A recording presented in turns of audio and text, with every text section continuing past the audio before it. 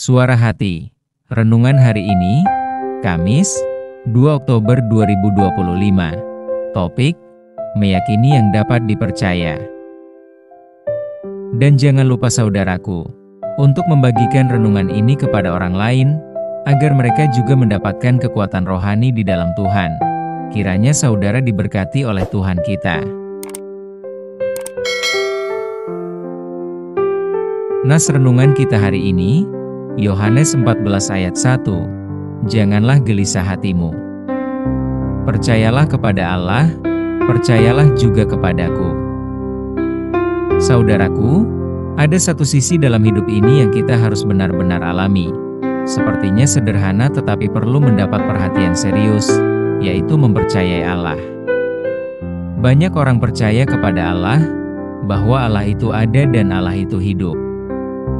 Tetapi, ada juga yang mempercayai Allah secara fantasi melalui pikiran dan nalar.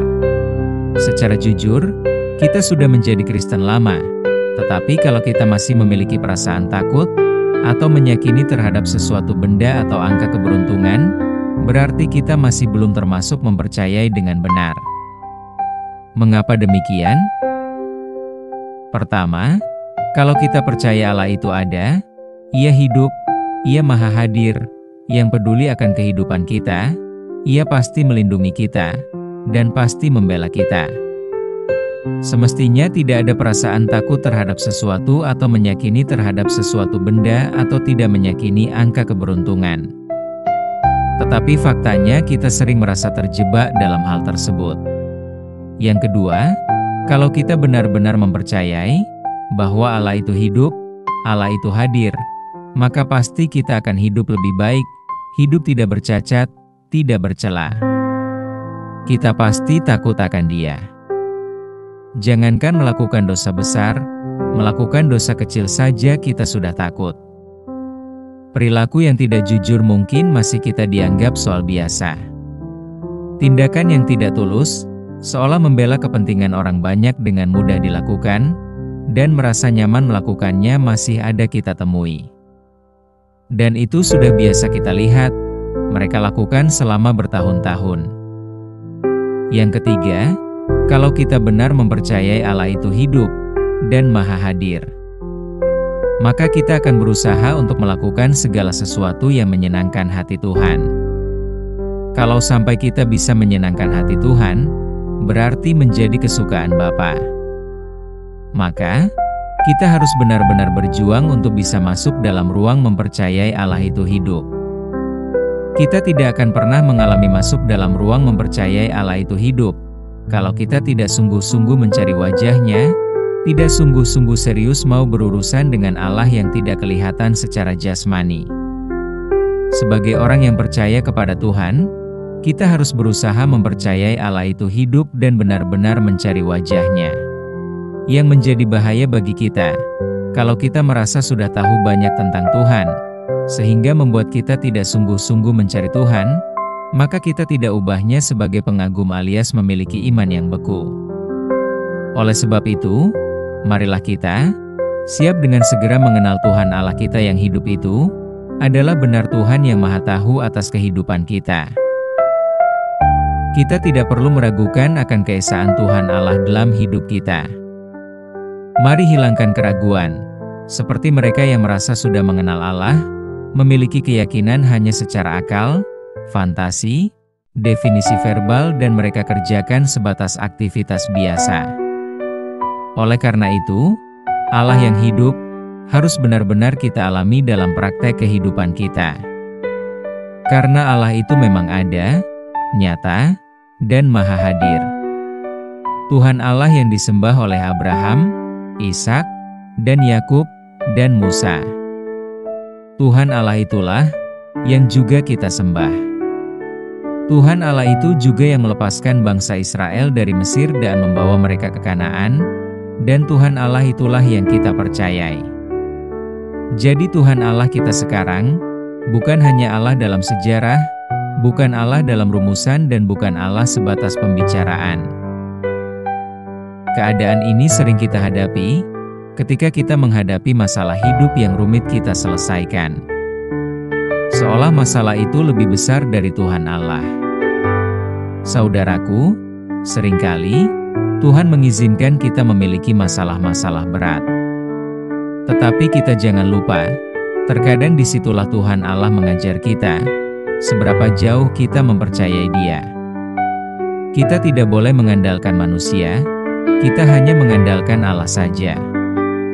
Terkadang Tuhan Allah menggunakan teman kita untuk mengalirkan pertolongannya kepada kita. Bukan kita yang mencari-cari orang. Tetapi percayalah kita kepada Tuhan, akan ada situasi di mana orang bisa membantu kita. Kita melihat pertolongan-pertolongan Tuhan, kita belajar untuk bergantung kepada Tuhan dan mengatakan, "Kuserahkan kepadamu ya Tuhan Allahku." Kita bukan orang hebat, tetapi kita orang yang punya tekad untuk mencari wajah Tuhan Allah, karena kita tidak mempunyai sesuatu yang patut dibanggakan, maka kita berlindung kepada Tuhan. Kita tidak hebat, maka kita perlu bertobat, terus bertobat. Semoga iman kita terus dapat diperbaharui tiap saat dan tiap hari. Amin. Topik doa kita hari ini, yaitu kepada umat Tuhan agar tetap teguh, iman percaya kepada Kristus Tuhan kita. Salam sejahtera saudaraku, Tuhan Yesus memberkati kita.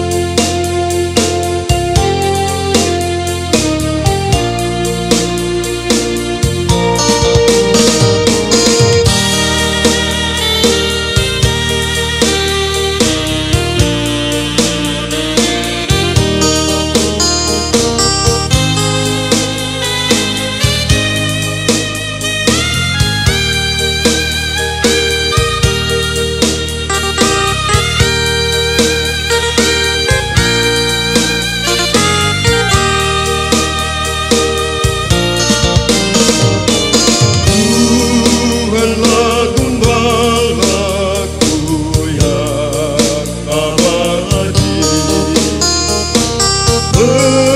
menuntun aku kepada rumput hijau dan ke sumber mata air segar.